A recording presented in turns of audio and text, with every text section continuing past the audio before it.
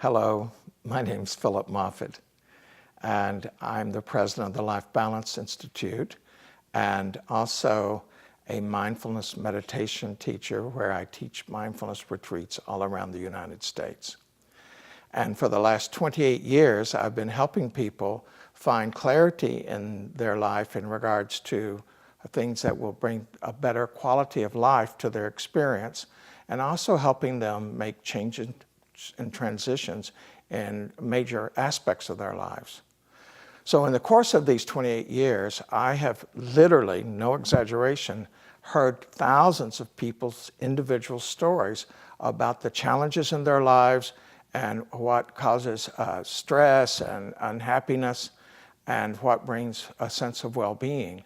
And I'd like to share with you today insights that come from the mindfulness approach to meeting life regarding three aspects of what happens in our minds when we are meeting just the daily experience of our lives.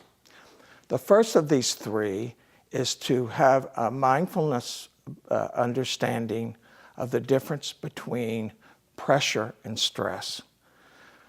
In our time, there's so much feeling of stress by almost everyone, but a closer examination may bring quite a bit of different understanding about your experience of stress. And then the second insight that I'd like to share with you today is that about the difference between our actual experience in any moment of our lives and our interpretation of it. And when you hear this, you may go, that couldn't be me. No, I wouldn't make that big a difference between what's actually happening in my interpretation of it. But in fact, almost all of us in a number of aspects of our lives will have a big difference between the actual experience and our story about it in a way that is really not helpful. The third aspect or the third area of mindfulness, the insight that's coming from mindfulness that I'd like to share with you today is about the difference between a reactive mind state and a responsive mind state. And of these three insights that I'm sharing with you today, this is really the largest. If you can learn to move away from habitual reactive mind states to a responsive mind state, the quality of your life improves immensely. And the good news is this does not take forever to learn to do. It is not easy, but it is not something that only a few people can do. We can all make a difference in a few short months in terms of making that initial change from reaction to response. And again, all of these insights are coming from mindfulness practice. And the mindfulness practice that I'm talking about is a mindfulness that has a goal. It's not just being mindful of being in the present moment, but the goal of seeing what is causing suffering in our lives and what's not causing suffering, to the extent that we have a choice, that we can choose to relate to our experience in a way that reduces suffering. So let's begin. The difference between pressure and stress. We all have pressure in our lives. It's just the fact. Modern life, with its deadlines, with its financial pressures and everything costing so much money, and there's so much uncertainty in life now. We just never know what's going to be the next challenge. And sometimes it's from our personal lives, but sometimes it's from decisions that larger groups of people are making that affect us. So there's just a lot of pressure in life. And as this kind of pressure arises, we feel the demand of it. You can think of pressure as being the amount of weight or heaviness that one feels as one has to meet all of one's obligations, fulfill one's needs, and move towards one's goals in life. At the Life Balance Institute, in helping people with change and transition, a number of people come in with feelings of stress. And so often, when I listen to this, I would call it crippling stress. the stress is actually in the way of their achieving the very things they would wish to achieve in their lives. So it's not just that it's unpleasant for them or hard, it is actually making it less likely that their lives are going to unfold the way they would like. So pressure is the weight, the heaviness of all that we have to get done in our work lives, our personal lives, helping others in our family and friends, and so forth, just the pressure of life. And as in your life, whether you're a professional person in the health industry or just a person in life in some other way, there is pressure in your life. There is no denying of that. On the other hand, stress is a mental stressing here, emphasizing again, stress is a mental reactivity to the amount of pressure we feel. It has a kind of story quality to it, a kind of identification with the stress. And it's very different from the actual pressure. So stress is our brain and our nervous system's response to a certain amount of pressure. Stress comes about when there is an immediate danger of some kind, and we go into what's commonly called the fight or flight response. And it is something that has allowed our species to survive through all this time, to be here today, for us to be here today. But stress itself is an immediate response to an immediate danger. It is not a response that is a long-term, day after day, hour after hour, healthy response to the fact that we have a lot of pressure in our lives. So how do we make this distinction? What do we do about this? The first thing is to notice, okay, I'm having a big chemical reaction. I'm having a lot of imagery in my mind. My body's getting tense. I would call this stress. Okay, so you're feeling stress.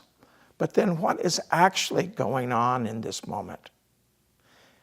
There is something you've got to get done, or a number of things you've got to get done, and you may or may not be able to get it all done. There is uncertainty.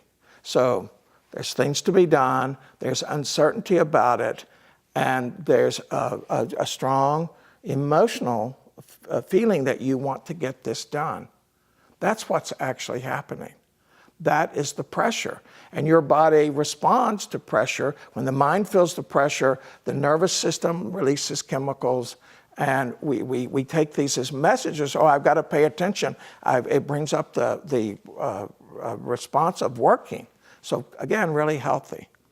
But if you see that there is a stress reaction where there's a lot of tension, there's a lot of sense of flooding of the chemical systems in our body, there's a lot of images that are making us uncomfortable, that is stress. So you go, oh, so I am feeling stress. So that's the first part. This is stress, so that we know what it is and we know what stress feels like. Because lots of times people don't really have a clear understanding of their own signals that they're having stress. So we've recognized the stress. The second thing we do is ask ourselves, is this really stress, or am I overreacting to pressure? We want to get done what we need to get done. That's pressure. But if we get afraid or insecure about it, and we start to add on all of these emotional responses, that's the stress.